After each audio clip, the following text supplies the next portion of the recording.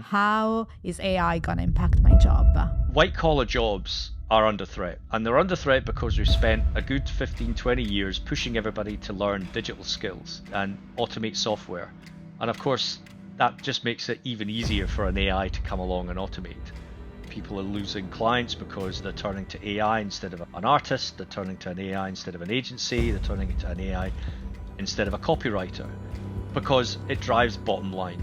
So there are some low-level jobs like junior software engineers who I think are going to be, really struggling. People coming out of university are going to be really struggling because they spent 4 years locked in a room learning stuff that after that 4 years, when they come out in 4 years' time, is probably not going to exist anymore. There's going to be 300 million jobs around the world which will be affected by AI, impacted and jobs lost. And 300 million is 1 in 10 of the global workforce. We're facing structural unemployment here.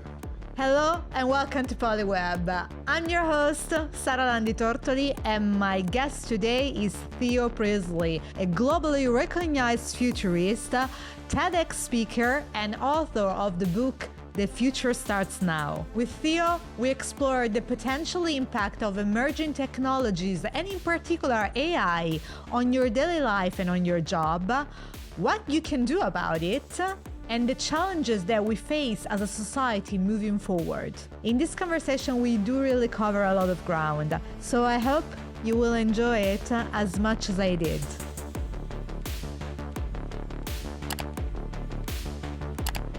Theo, you define yourself as a futurist. So I would really like to ask you, what is a futurist and how does one become one to begin with? I think, first of all, it's really important to say that I didn't give myself this tag. Other people started calling me a futurist because of my writing. So I've been in the technology industry for about 20 years, been working for 25. I've been mainly immersed in technology and software change, business change projects and things like that. And I started to write about what I used to see happening and how they related to various technology trends. So, all the way back from mainframe computing to big data and cloud, IoT, predictive analytics. Now we've got AI, we've got AR, VR, et cetera, and Metaverse and Web3.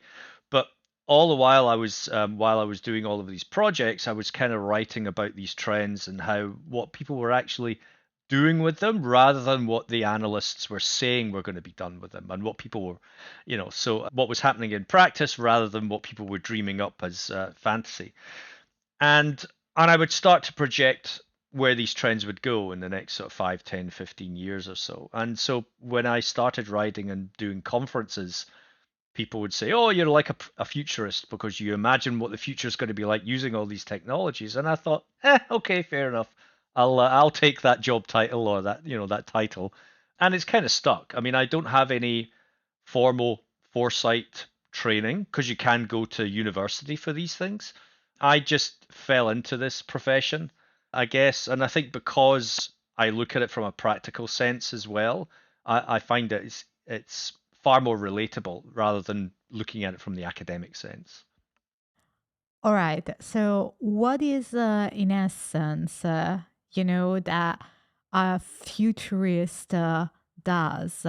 What is it in the way that you look at the world and in the way that you look at technology? That in essence make your predictions right, or like make people notice those predictions, if you know what I mean. Yeah, so I think it's important to say that futurists don't predict absolute futures. I Yeah. mean, the common one is like, "Oh, can you give me next week's lottery numbers?" It doesn't happen like that. Okay, no crystal Um, ball. That's no, clear. no crystal ball. What we try to do is actually help people prepare for possible futures. So there's various scenarios. If you say, "Oh, we have augmented reality or artificial intelligence," because obviously we're talking about this today, what's going to happen with AI? Well, you can look at where historical trends where we've come from. So AI, we've been living with AI for a very long time in various guises with algorithms, etc., and guiding us throughout our lives in society and our software that we use. And you can say, right, well, there are certain number of scenarios that might come true, are likely to come true more than others, and will definitely come true. And then you've got outlying scenarios like it's going to take over the world and kill everybody, etc., etc. So our job is to kind of weigh up what are those probabilities and then prepare people for those probabilities and say, well, on the spectrum, these are the most likely ones to come true. These ones are not likely to come true, but they could have a large impact. And of course, that gets you to understand risks versus reward. Yeah, it reminds me a lot of psychohistory. Have you read the book Foundation from Asimov? Yes, yeah, Yeah, it yeah. reminds me a lot of psychohistory, and then everything that went on with the book, and the this ability of analyzing the past in a scientific way in order to be able to predict the Hmm. future with a certain level of accuracy. And speaking of predicting the future with a certain level of accuracy, I would like to start by talking about maybe the most important technological innovation that we are seeing so far, and is already causing quite a huge amount of personal and social change, which is Hmm. AI.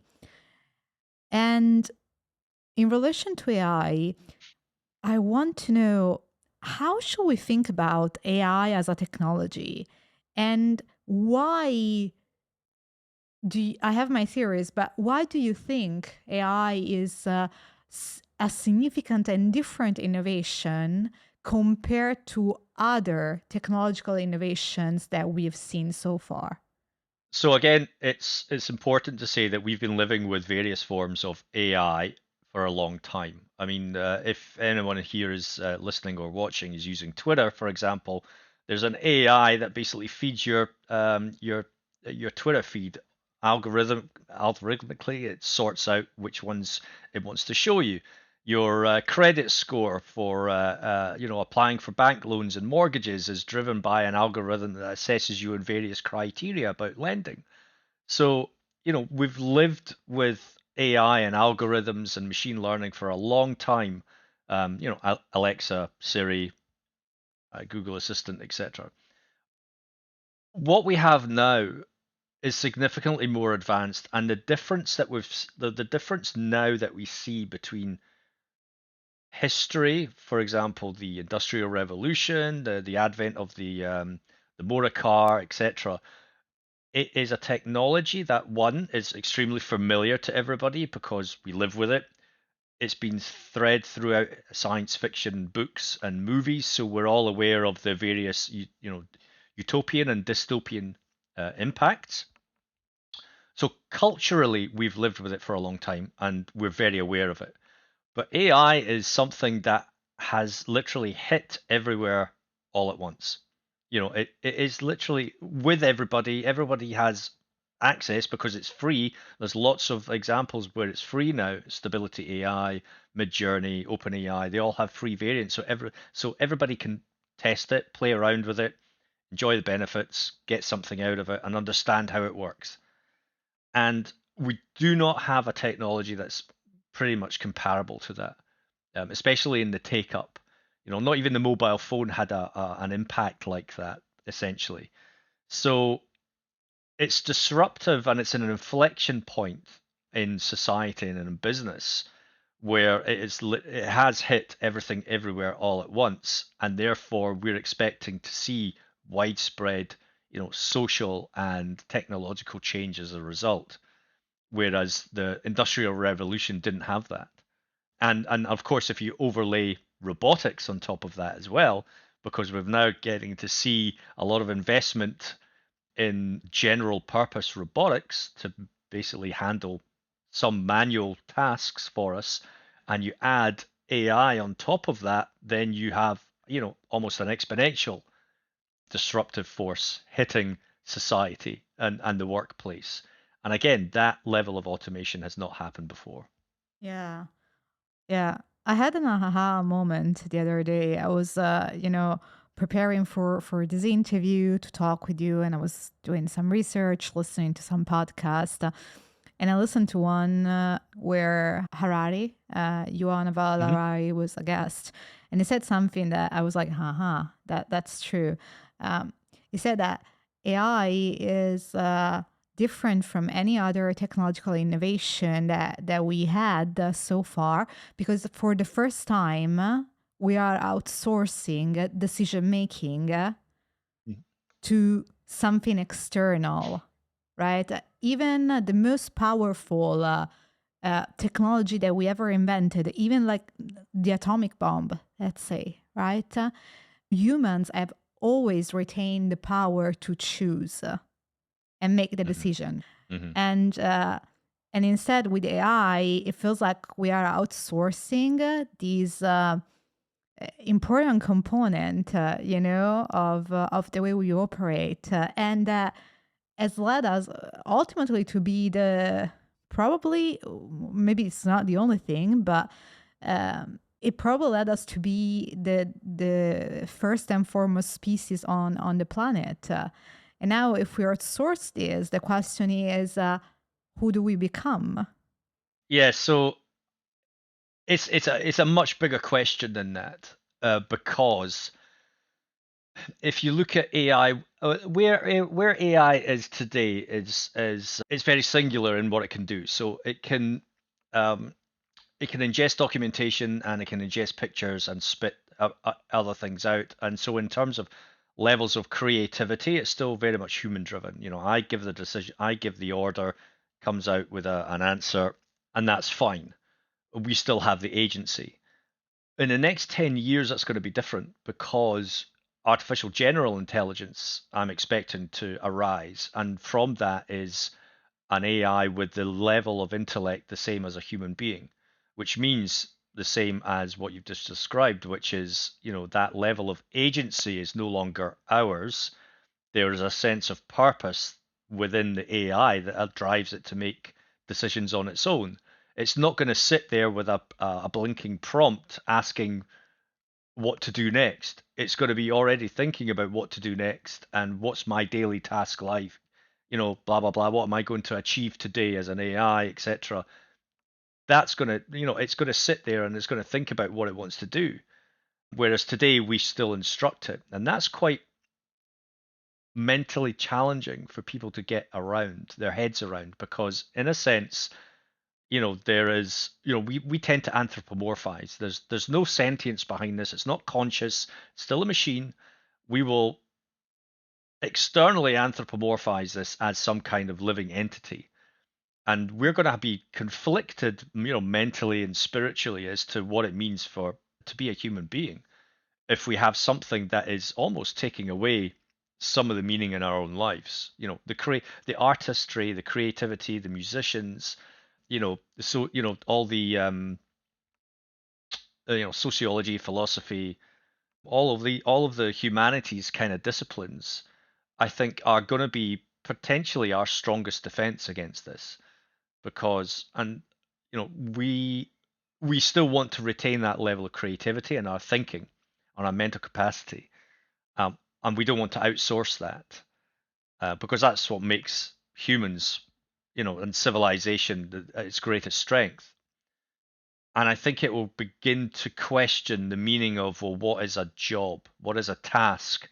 Why did we spend 200 years sitting in an office processing credit card applications and mortgages when we could have been doing something meaningful with life instead?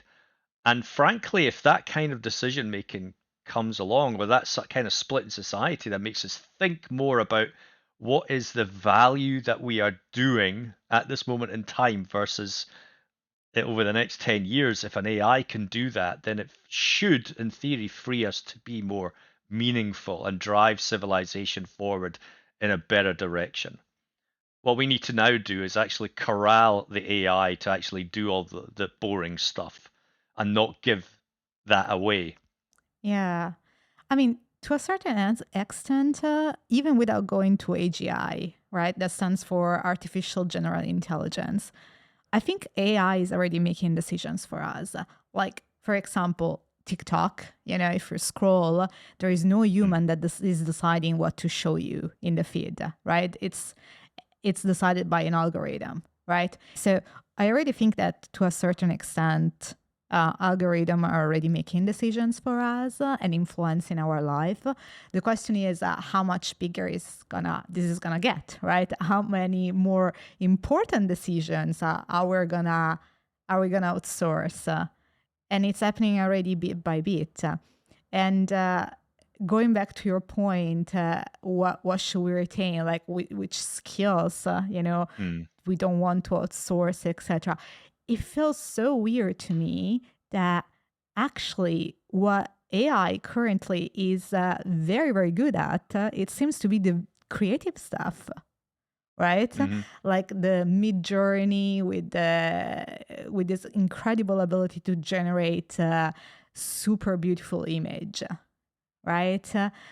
Or like the ability to write a book, for example. Yep. Like, so if you prompt ChatGPT, you can write a full-fledged book, basically fiction and nonfiction, right? So how do we remain relevant in such a changing world? What are the skills that we need to possess to be able to adapt to this constant innovation? And how do we make this defensible? Like in the sense that I don't have to change skills every other day. Maybe I can keep up for a while, but it's also a problem related to age, right? Because when you are 18, it's very easy to reimagine yourself, very, very quickly. But as you age and you become, 50, 60, 70, it becomes increasingly more difficult. I think it's really important to remember that writing a prompt does not confer the skill or the talent behind it. Okay, so me saying, "Oh, generate a photograph of a nice bowl of fruit and there are laughing people in the background, blah blah blah," that does not allow me to claim that I am an artist who can actually draw any of that, because I can't draw for shit. I can't draw. I've got a decent photographic eye, but I could not understand what the focal length is, the correct composition, etc. And that does not make me a photographer, and it does not make me an artist. And I've written a book. That's great. I put the effort in, and with others to basically write a book. But if I'm using Chat GPT or something more sophisticated over the next couple of years to basically write every chapter for me, and all I'm saying is write me a chapter about blah, and it does it for me, then does that make me an author or a writer? Well, no, because I have not learned any of the skills related to any of these professions. And I think we have to remember that there is still value in the art of creation where a human is behind it. And I think, what's going to happen right now is everybody's rushing towards this. They're creating lots of content. It looks very manufactured. It looks great, but you can tell that it's been manufactured by an AI. But if everybody has the ability to do it, then that just makes it extremely cheap. And there's no skill behind it. And what will happen then is that people will get bored of it because it's everywhere. Because everybody can apparently do it and be creative with it. It's not real creation, and so we'll see the swing of everybody going towards it. I've got friends, and I've noticed people who are losing their jobs and losing clients because the client is happy with good enough as an output from these tools. So, artists, concept artists and artists are losing their job. Copywriters and freelance writers are losing their jobs, etc., and losing gigs because the client just wants to do it and will pay $20 to ChatGPT or Midjourney for the output rather than the $200, $300 for a human to do it. The trouble is that if everybody does that, then you get the same kind of output, and eventually there's no differentiation. And what might happen is actually people will start to go back to value human artistry in a sense because there's more skill involved. I've spent 15, 20 years writing articles. An artist has spent 15, 20 years doing what they do. because they went to college, university, they learnt how to compose a piece, how to use the tools, how to draw, etc., etc. They know what's, and then they know how to interpret what a client request is. Same with a musician. A musician spends years understanding music, understanding how to play an instrument, etc. Now, if you give that to a robot and it just automatically does it, is there any soul? Is there any creativity behind it? Is there any value behind it? If everything that we could do and create is suddenly manufactured and automated, I don't think there is. And I think there will be a cultural backlash. We're seeing that with artists already. But I think to boil human culture down to digits, ones and zeros, I think is a very dangerous path for us. Yeah, it is. But what's the say in English? I'm gonna butcher this. I'm already apologizing for all my English speaking, native. But please correct me. But I think the say goes, if it's quack like a duck and walk Oh, like a duck, then it's a duck. yeah, yeah, You know what I yeah. mean? So that's what I'm afraid of, that uh, as the technology progresses and the AI improves, so it will improve the way they write, and of course, like they are not creative on their own, right? Mm. But if the end output is as good as a human will generate, and everyone can do it, will we really value that something is done entirely by a human? And how do we prove it furthermore, right? That it was done entirely by a human. Yeah, I mean, there are tools already that are there to detect whether an AI has had any influence. And if anything, they're there to protect IP and copyright right now, because we know that OpenAI and Midjourney and Stability AI and even Adobe have all used everybody else's work to train the algorithms. And of course that they're using that work, one, without permission, and two, without compensation. So if I have an artist that spent 20 years drawing something, and all of a sudden I find that my art has been used to train an algorithm, and its influence it can be seen in output generated work, you know, why should I not be directly compensated for that? And it I understand what you're saying in terms of, once we get down, in the next 10 years or whatever, that it becomes more advanced, it's going to be very hard to tell.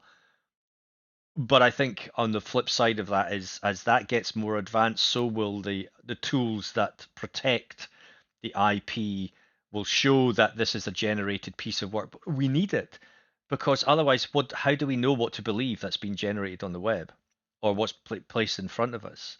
I mean, this is where we get to manipulation, and coercion and things for political campaigns, even the basic news and facts, articles being rewritten on the web without us knowing. That's the other thing as well, is that, and the more generated work and content that is on the web, that in turn continues to train algorithms to the point where it could be drawing on sources that are entirely generative and have no basis in fact. Yeah. How do you solve these? I'm curious to know your opinion. This is, I think, it's a big, not often spoken about side effect of AI.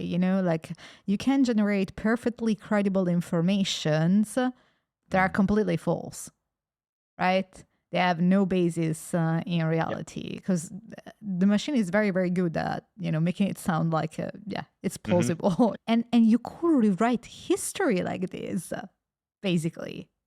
How do you preserve what's true?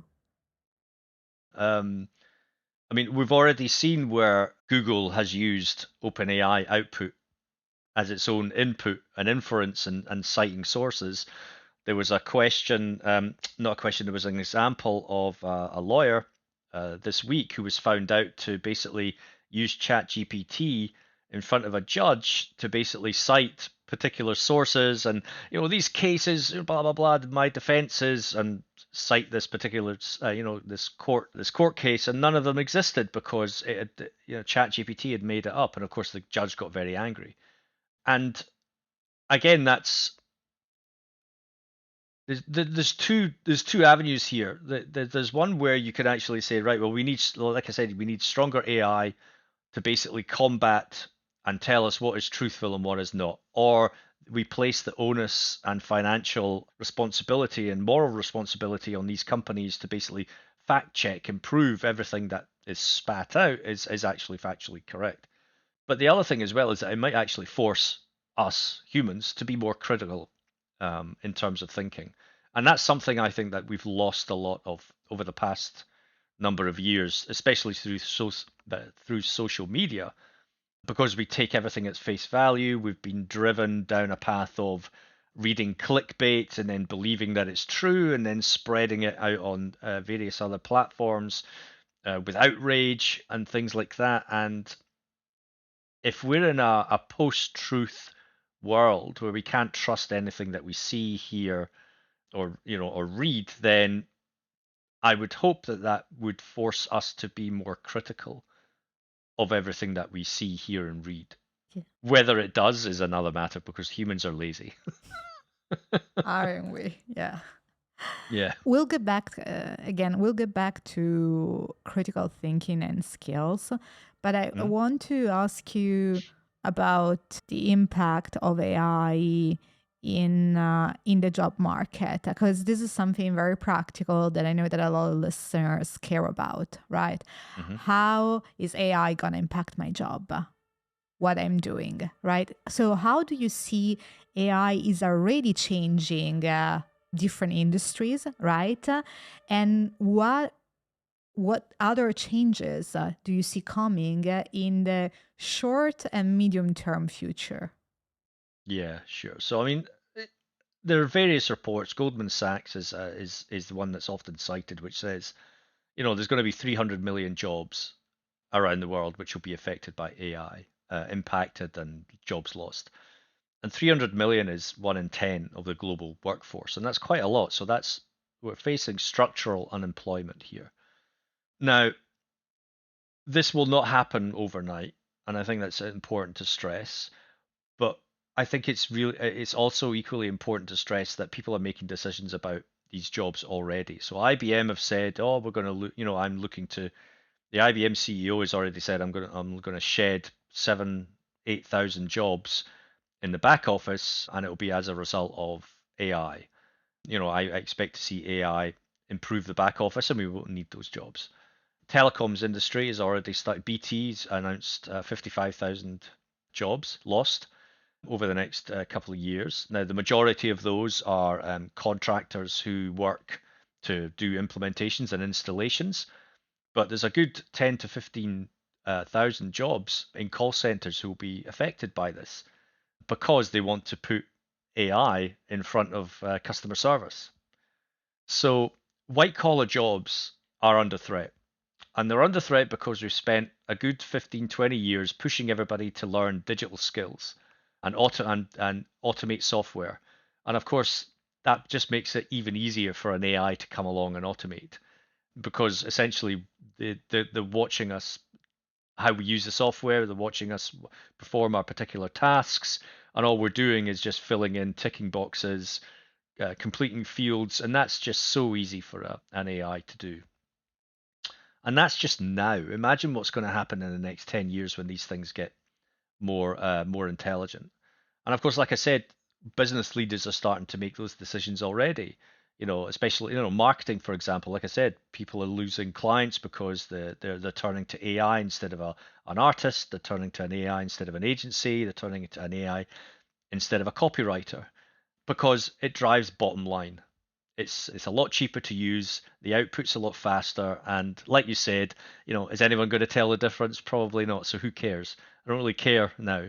It'll cost me $100 versus $5,000 to engage an agency, and I can get the work like that.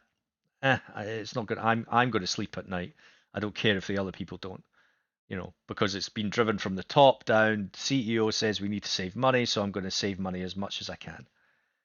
And it's just got to come. Now, what's interesting is that people think, especially in business, is that it's going to be instantaneous. To be able to use generative AI or AI at its level, you need to have a very good understanding of your data architecture in your business, especially at enterprise level. If you implement AI on top of something that you have no idea how your data estate looks, whether it's, whether your customer records are correct or not, you're going to garbage in, garbage out. Okay. And there's going to be a lot of failed implementations just now. So fundamentally, businesses and enterprises are going to have to think about that for a start. And then you start to filter down, well, if I have, what are the jobs that are going to be lost? Well, anything back office can be automated, even frontline office, customer service, that frontline, first line of defense, when a customer has a complaint or whatever, chances are they're going to be talking to a bot from now on. And then when it gets too complicated or where they have particular pre-authorized limits to handle certain queries, or where it needs a human and some empathy, like a bereavement process, for example, in a bank, you're going to hand that over to a person. You're not going to let a chatbot deal with someone whose father or mother has just passed away. So there's going to be plenty of other kind of jobs, software development and engineering. 2 years ago, I had running battles on LinkedIn with software engineers who says, "Hey, it's never going to take my job." Now I can prompt my way into a job by basically getting code snippets. Do I understand what they're doing? What it's doing? No. Do I need to? Well, by the looks of what clients are asking for, probably not. They just want the output. So there are some low-level jobs like junior software engineers who I think are going to be, really struggling. People coming out of university are going to be really struggling because they spent 4 years locked in a room learning stuff that after that 4 years, when they come out in 4 years' time, is probably not going to exist anymore. So who else have I seen? I've seen PhD biotech candidates who are being under threat because their team leads and their bosses are using ChatGPT to look through research, to do data labeling, that kind of thing. And of course, PhD, how long have someone spent, in degree course, master's degree, learning their PhD, job that they've always wanted to do?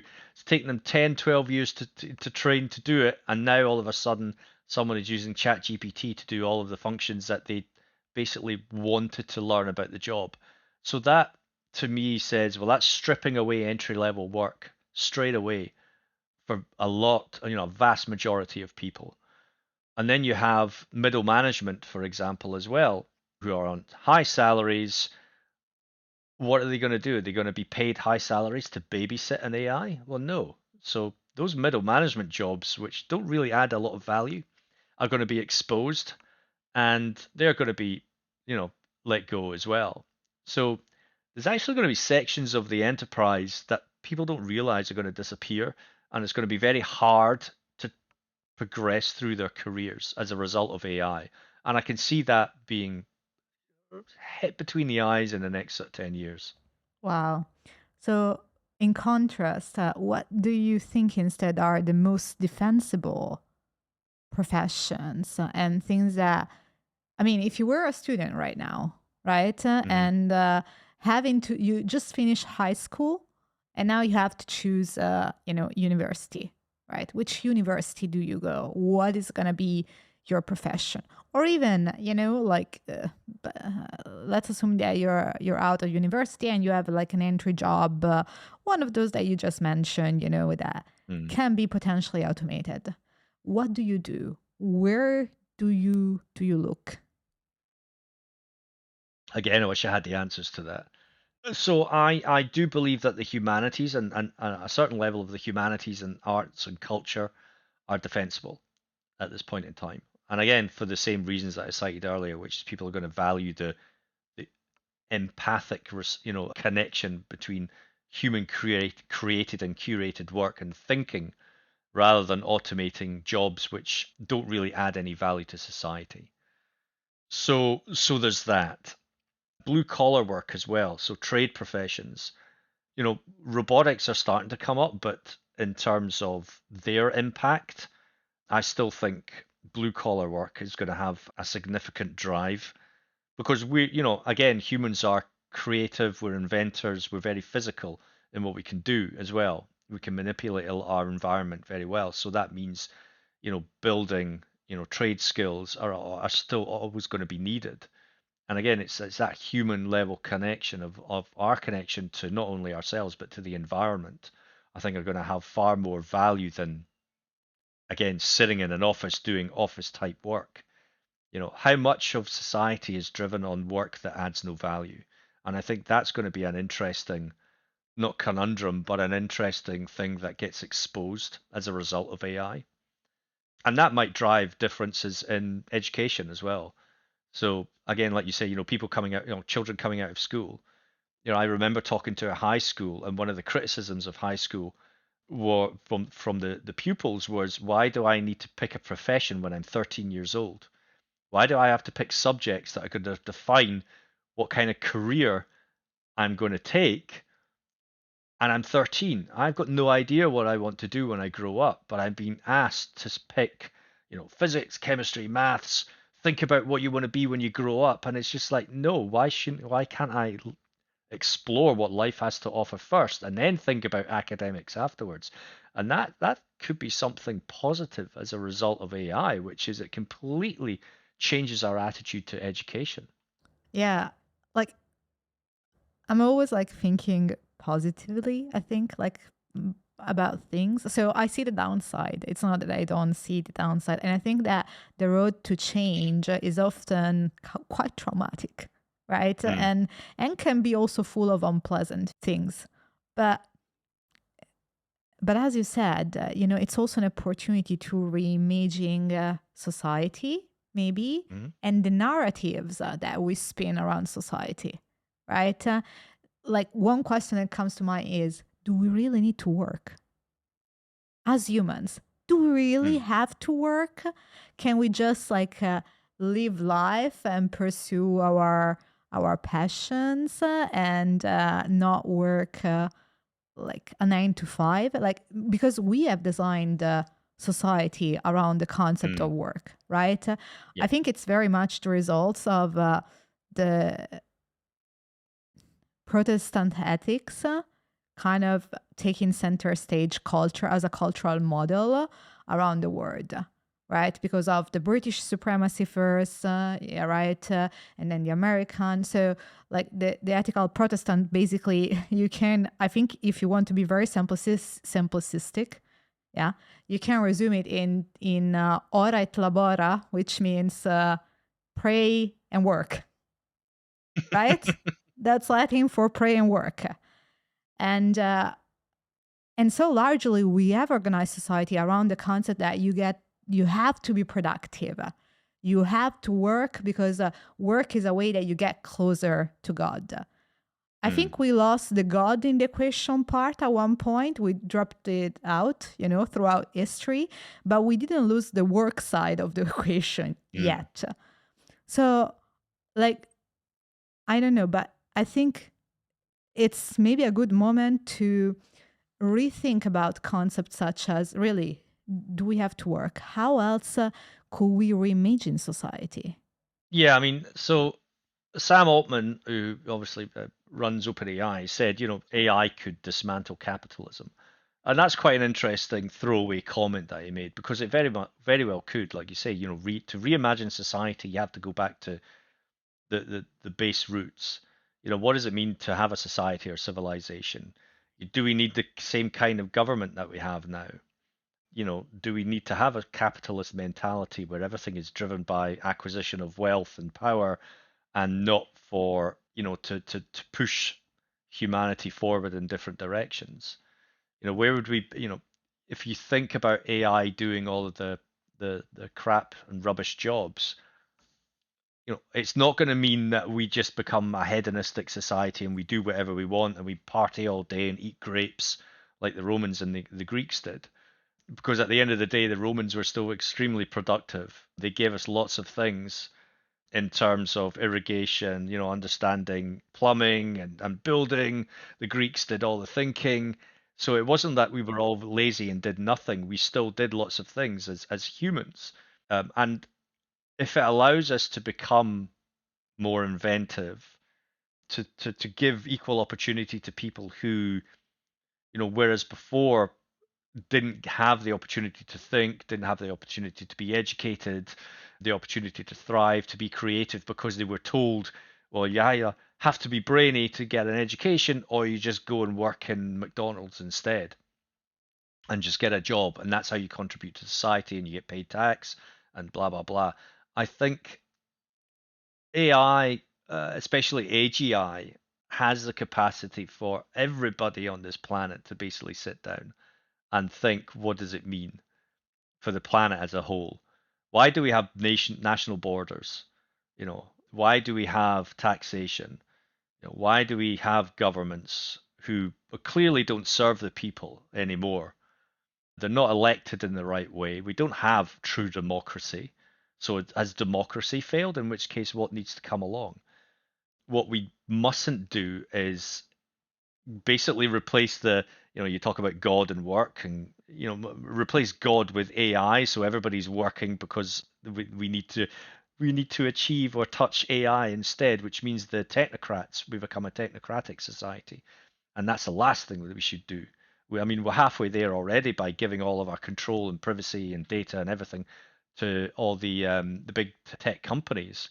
AI has the danger of actually just cementing that even further rather than dismantling it. So, you know, there's lots, these are existential questions, and they're huge questions. I think, and there needs to be a number of steps in front here. Decentralization. This is why Web3 is really interesting, because of the decentralization and distributed control. You have universal basic income. Well, that's part of the equation that can get us to a successful conclusion. It's not the end goal. A lot of people say UBI is what's going to solve everything. Well, it's not. It's just one small part of a much bigger puzzle. And we have to keep picking at that bigger puzzle, I think. Yeah, I think we have some way to go. And I think like maybe the problem is that we are not asking ourselves those questions almost at all. And what I think is slightly concerning, or like maybe not slightly, a lot concerning, is that I don't see governments really being brought up to speed on those type of technologies, right? Especially AI, because we were talking about this in this conversation. People are going to lose their job. There are already forecasts around it. And the governments will have to face the fact that in the next probably 10 years, there is going to be a large chunk of the population unemployed. And in Europe, where you have like the welfare system, you cannot sustain that level of unemployment. So how should government think about AI and the challenges that AI is posing? Most governments are bankrupt. Most countries are bankrupt. So there's no money printer that can, support 300 million people out of work. The other thing with government is that they're replaced every 4 years. So even if I sat down today and said, yes, I'm going to put things in place and I'm going to put UBI and I'm going to make sure nobody's out of work and blah, blah, and then I lose the next election and the next guy comes along and the next woman comes along and goes, I didn't believe any of that stuff, so we're not going to do that anymore. So the governmental system is recycled every 4 years, and so it's always going to be somebody else's problem to deal with. And this is the fundamental issue that we have, is that there is no long-term thinking anymore. It's just, what can I do to win the next election, and then what can I do to keep power for 4 years, and then I don't care what happens after that because I get a pension and everything else. And so there's no ultimate accountability and there's no responsibility for any decision making anymore.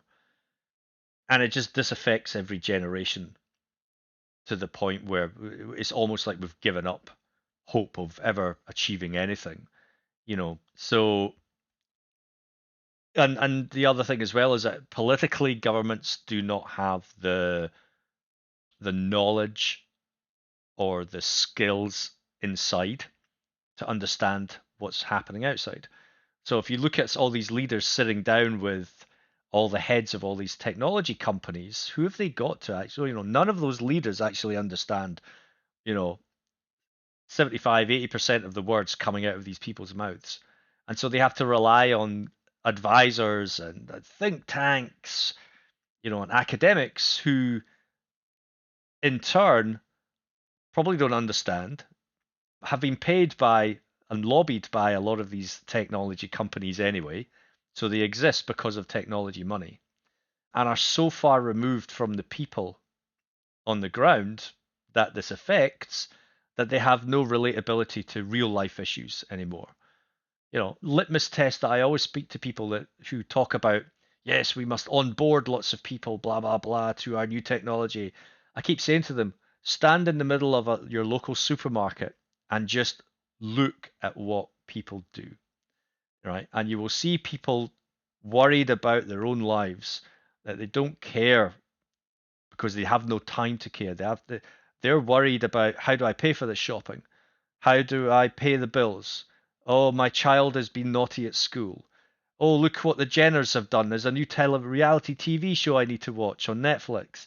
No, and then, they don't have time to think about some of the bigger things because we go all the way back to the beginning of the conversation, which is outsourcing. And it's like they've outsourced their thinking about the societal issues to the governments and to the technology companies and everybody else because unfortunately, they trust everybody else to do all those big picture thinking. What we've lost is the fact that we, as individuals, have the agency to change and take charge of the future. So if you have 8 billion people on the planet who suddenly wake up and go, I've had enough, enough's enough, I'm not taking any more of your crap, the governments of the world are going to set up and take notice because they don't want riots and they don't want structural unrest. And part of me is actually wanting 300 million people who are facing job loss to all suddenly stand up and go, enough's enough. You either do something about it now or I'm never going to work again. And that's your problem to deal with. And we kind of need that kind of societal shift, that pivotal moment, not only because of technology, but people standing up again and taking their agency back. Yeah, it's throughout history, this happened in the past, right? Mm-hmm. And it often, unfortunately, happened in a traumatic way, like through war, through revolutions, when it was Mm-hmm. internally facing, right? So I wonder if this is avoidable if we start, asking ourselves those questions earlier and really start having this type of conversations earlier, right? Mm-hmm. And maybe like decentralized technologies could be a good place to start with that, because I know you also written quite a bit about the metaverse and Web3 and decentralized technologies, but in relation to all those innovation happening, like we talked up until now quite a lot about AI, right? But there are other innovation coming our way, not just in the field of AI. We just mentioned decentralization and the metaverse, right? Right now, no one is really talking about it, but there are a lot of companies still working on making this happen, right? But we also have astonishing type of innovation in other fields like biotech and the longevity sphere, right? The space industry. So as humans, how do we cope with so many changes coming seemingly all at the same time, to rock our world? Most probably in the end, in the long run, in a very positive way. But, change, we said this before, it's often traumatic by nature, right? So what sort of skills do you think we need to have in order to survive a changing world? Yeah, I think it goes back to my point about critical thinking and analysis. I think we've lost a lot of that, and touching on again on right back at the beginning, a bit of foresight and futurism. Because by combining those kind of sort of thinking skills, it allows you to understand the impact of these technologies on your own life and whether you want them to happen in the same way or not. I mean, like I said, a lot of the technocratic sort of decision making that's been happening right now is they're telling us that this technology is good for us. We need to adopt this technology. We need the AI. We need social media. We need biotech. We need chips in our head, etc. But we as individuals and as a society aren't equipped anymore, it seems, to make those decisions to say, no, we don't. Hang on a minute.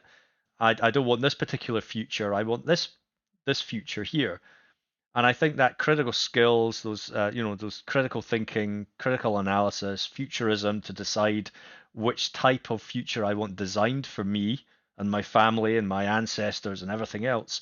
I think people just need to start taking charge again, and ownership in a sense of what the future should look like, rather than being told what the future is going to be. We've kind of relinquished that command over the last sort of 25 years. Even I've noticed that. And you get swept up in the excitement, but also distracted by lots of other things. Like I say, reality TV shows, what iPhone is going to do next, emojis, GIFs, TikTok, etc. It's all very distracted, and it drives us away from more pressing issues that we should be taking charge of. So, you know, that's kind of my thinking, is that we should start to imagine the futures that we want to live in, and then start thinking about, well, do I want that particular technology to be a part of it? And if yes, then what should that technology look like, rather than accepting what people are telling us the technology should be? Yeah. I mean, like further on the path of this thought, seeing this as an opportunity instead of as a threat. What are the concept or narrative or structures, call it as you want it, that we can rethink, that we didn't got right the first time Hmm. around? You know what I mean? Like, if we see this as our chance to improve the way we live, the way we interact as a society, right? Hmm. What is it that we have the chance to do differently? Um, oh, wow, that's a wide one. That is. I think so. I think our reliance on technology is one that we should have a chance to rethink. How pervasive should it be? And also the loss of privacy and the loss of data privacy that we've forsaken for the perceived convenience that we got in return. Our relationship with money, and then it all goes back down to the economics, jobs, and everything else. What is our relationship with money should be versus what it is now. Because we literally do work ourselves to death to earn money that many of us are from paycheck to paycheck. But does it actually make us any happier? No, it probably doesn't. I think the other thing that we do an awful lot of is we always look up. So we always look up at what the person above us has, and we should aspire to have more things, whereas we don't look down as to what we've achieved, and on where we've come from. And I think that's something that we should have a rethink. And again, that's our perception of our own status in society. So look down once in a while and actually I think be proud of where you've come from, rather than try to sort of say, oh, I wish I had something else. Well, do you really need the something else, or are you happy with what you've achieved so far? So I think there's a lot of psychological as well as technological things that need to happen between people. Yeah, absolutely. Theo, we are approaching the end of this conversation, really. I want to, as a last question, if you don't Hmm. mind, I would like to ask you about what are the potential concerns or ethical concerns, more specifically, and risks that you think we are gonna need to face short term, right, Hmm. in relation to AI, and that we should be prepared for? Well, I think overall we need to understand what ethically we want to do with AI in the first place. I think we're rushing towards this new technology without much thought. It's been thrust upon us, let loose, and we've all grabbed it. And then, but none of us have actually sat back and goes, well, hang on, should we be using it? Who should be using it? Because yes, they want obviously they want to say, well, AI should be democratized and everybody should have access to it. But we've already seen, people are using AI for such bad reasons. You know, you should not be using AI to replace things that are human and empathic based. For example, there's lots of people who are using ChatGPT and other sort of AI chatbot tools as a replacement for therapists.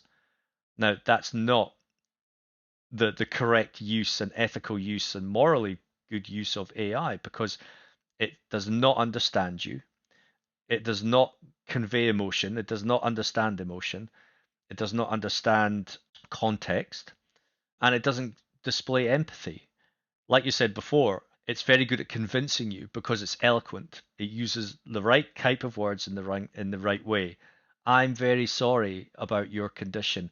Suddenly that goes, oh, you understand me. Oh, you're sympathizing with me. Oh, that means you must know me and stuff like that. No, it's not. It's just strung the right words together in a very convincing way. And unfortunately, like I said, we're good at anthropomorphizing. So we suddenly project, oh, this thing is alive, it's a person, it understands me, it knows what I'm talking about, and then I'm going to spill my guts and it's going to treat me as a patient. And these are unethical, highly unethical use cases that can cause emotional and mental damage and physical damage. Someone has already committed suicide as a result of this. So, you know, you could go and say, well, this is morally wrong. We need to think ethically about use case of data and IP and copyright and blah blah blah. But I think we should actually just step back and say, you know, what is morally right and what is ethically right to use AI for, and start from that. But unfortunately, it's been let loose in the world, and it's very, the genie is out of the bottle, and it's very hard to put it back in. Yeah, that was my thought. Like, who's asking these questions, Mm, right? Because that's one of my biggest pet peeve, actually. You know, because as a product manager, like I work with software engineers and tech team to build technology, right? mm, And when we build technology, the way we do that, we never really think about the sociological, societal implication or psychological implications of the things that we put out in the world, right? It's an yeah. afterthought. But what we care about is maximizing the KPIs and the metrics in the business strategy.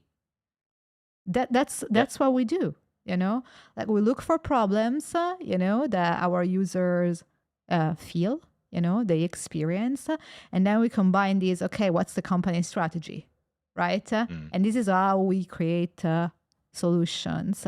We are not trained. That's the tragedy. We are not trained to think what are the consequences of the software that we really put out in the world. And I think like this is an educational problem. We should study ethics. We should probably study hmm. philosophy and Yep. sociology and not just code, right? And engineering. So one part is that. But the other part, we go back to governments, right? Because I think that even if one nation, put limits on the research and development of AI in a country and the other don't do the same, Hmm. it's like it serves no purpose. It's a race to the bottom, Yeah. basically. I think AI is one of these technologies that actually needs a global response rather than a country by country response because of the impact that it has. And unfortunately, like you say, if one country says, "Oh, we're going to ban ChatGPT or we're going to stop," it just means that the other countries are going to accelerate ahead of you. And no country wants that because we're still in that kind of sort of, well, that country's got more than I have, and I need what they have. Blah blah blah. China, oh no, China's bad. We must beat China. It's there's no global political effort here, um, because they're all scared of each other. That's the thing. Yeah. Well, Theo, I feel like this conversation has been like brain candy, basically, or like the equivalent of it for me. And I'm sure Yeah. for the listener. Yeah. Yeah, seriously. I really enjoyed our conversation and really your insight. Like, I have even more things to think about now after this conversation. Any parting thoughts for listeners, and maybe where they can find you if they want to reach out to you, or where they can get more information regarding your work? Yeah, sure. I mean, I've got a personal website. It's theopriestley.com. You can find me on LinkedIn. You can find me on Twitter. That's where I mainly post random thoughts. Um, yeah, I mean, feel free to reach out. I'm always accessible. I'm always willing to chat to people if they have any concerns or if they want to know any more information or work with me. Yeah, it's just yeah, just get in touch. We'll leave, Happy to chat. yeah, we'll leave everything in the show notes and in the YouTube video description. And Theo, really, thank you so much No, thank you for for being with having me. me. And for listeners, we'll see you on the next episode. Bye. That's all from today's episode. Thank you so much for watching or listening. If you find this episode valuable, you can subscribe to our YouTube channel or to the Polyweb podcast on Spotify, Apple, or your favorite podcast app. It will be fantastic if you could leave us a rating, a review, or a comment, as this really helps other listeners find the show.